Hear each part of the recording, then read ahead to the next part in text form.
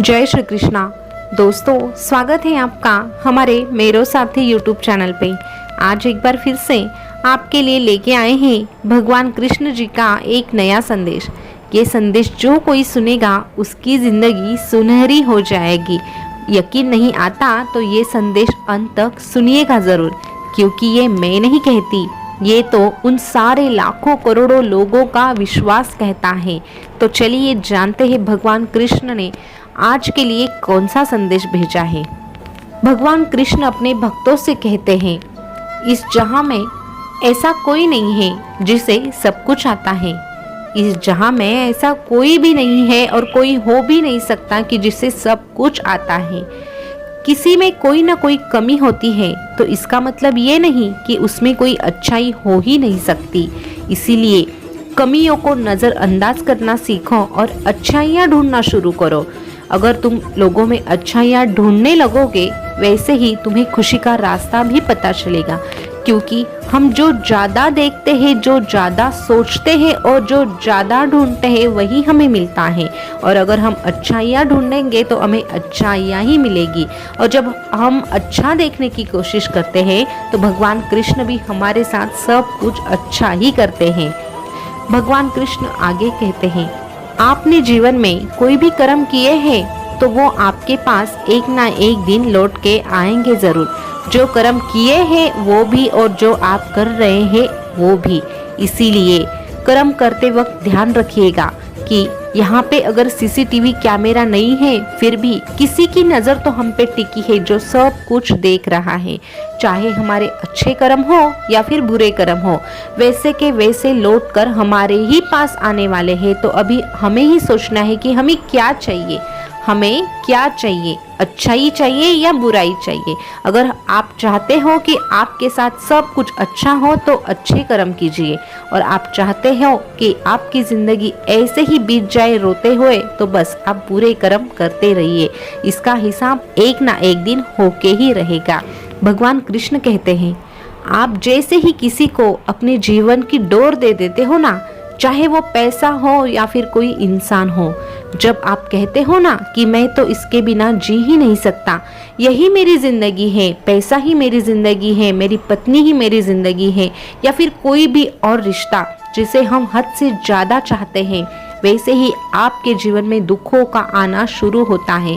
क्योंकि जैसे ही आप किसी से हद से ज़्यादा जुड़ जाते हैं, उसी के साथ आपकी अपेक्षाएं भी बढ़ती हैं, और अपेक्षाएं तो होती ही है भंग होने के लिए।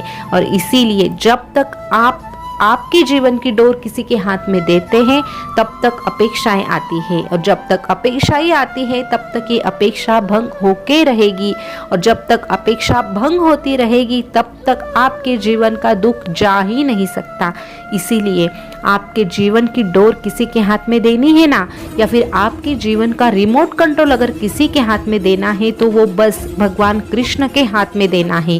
क्योंकि भगवान कृष्ण किसी को भी दुख नहीं देते, दर्द नहीं देते, पीड़ा भी नहीं देते, बल्कि उसे सहारा देते हैं, उसे समझते हैं और उसको आगे बढ़ने के लिए प्रोत्साहित भी करते हैं। दोस्तों, भगवान कृष्ण जी का आगे का जो संदेश है वो ऐसा है कि जो भी बीते हुए कल में जीता है ना, वो कभी भी खुश नहीं रह सकता। जो बीते हुए कल में जीता है वो कभी खुश नहीं रह सकता, क्योंकि उसे ये पता ही नहीं चलता कि वास्तव में हो क्या रहा है, वर्तमान क्या है। और वो बस भूतकाल के दुखों से जुड़ जाता है, और उसके सामने जो खुशियाँ बाहें फैला के खड़ी होती है उसे तो वो नज़रअंदाज कर देता है। इसीलिए ऐसा इंसान कभी भी खुश नहीं रह सकता। इसीलिए भूतकाल को छोड़ना सीखो, अनुभव लो, वर्तमान में जियो और भविष्य की तरफ बस देखते रहो। लेकिन भविष्य की ओर जब जाना है तब वर्तमान में भगवान कृष्ण का साथ होना बहुत ज़रूरी है। इसीलिए मुख पर जय श्री कृष्णा कहते रहना और भविष्य की तरफ एक एक कदम बढ़ाते रहना। यकीन मानिए, आपका जो रास्ता है ना वो बहुत ही सुंदर और सरल हो जाएगा। भगवान कृष्ण आगे कहते हैं, जो आपके सामने गलत व्यवहार करता है ना, उसके खिलाफ आवाज उठाना भी जरूरी है, क्योंकि पाप करने वाले से ज्यादा पापी तो वो होते हैं जो पाप को देखकर भी नजरअंदाज करते हैं, और इसीलिए अधर्म बढ़ता है। और जो अधर्म का साथ देता है या फिर अधर्म को नजरअंदाज करता है, उससे बड़ा पापी तो कोई हो ही नहीं सकता।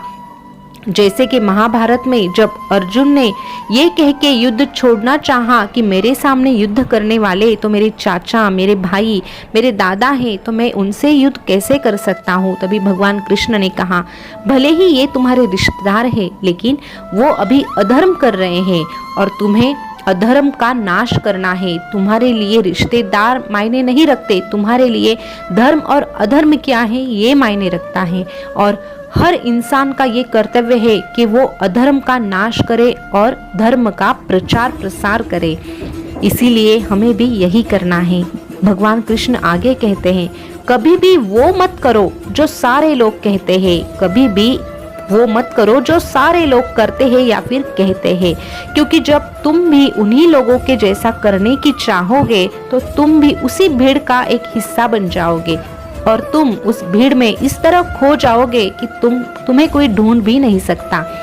इसके अलावा अगर तुमने कुछ नया करना चाहा, भीड़ से अलग कुछ करने की तुमने कोशिश की, तो एक दिन ऐसा आएगा कि तुम अकेले कहीं और खड़े रहोगे और ये जो सारी भीड़ है ना, उसकी नजर बस तुम पे ही होगी और फिर तुम्हारी एक अलग पहचान भी बनेगी। अगर तुम्हारी अलग पहचान बनानी है तो तुम्हें इस भीड़ से अलग होना पड़ेगा, संघर्ष करना पड़ेगा। और इस संघर्ष में अगर तुम मेरा नाम लेते हो, भगवान कृष्ण का नाम लेते हो, तो मैं तो तुम्हारा साथ कभी छोड़ूंगा ही नहीं। तुम बस बेहतर से बेहतर करने की कोशिश करो और जो तुम नहीं कर सकते वो करने के लिए तो मैं स्वयं हूँ। तो दोस्तों, भगवान कृष्ण ने हमें यही बताया है कि हमें बस अपना काम करना है पूरी लगन के साथ। बाकी जो कुछ भी है जो हमसे नहीं हो पाता वो साक्षात भगवान कृष्ण करते हैं। बस उसमें हमें अधर्म को नहीं अपनाना है। जो भी इंसान धर्म के रास्ते पे चलता है उसका हाथ तो साक्षात भगवान कृष्ण थामते हैं। तो दोस्तों, ये संदेश जो थे वो आपको कैसे लगे कमेंट करके ज़रूर बताइएगा। और भगवान कृष्ण के ऐसे ही संदेश सुनने के लिए हमारे मेरो साथी चैनल को सब्सक्राइब भी कीजिएगा। फिर मिलेंगे नए संदेश के साथ। तब तक के लिए बोलते रहिए जय श्री कृष्णा, जय श्री कृष्णा। शुक्रिया।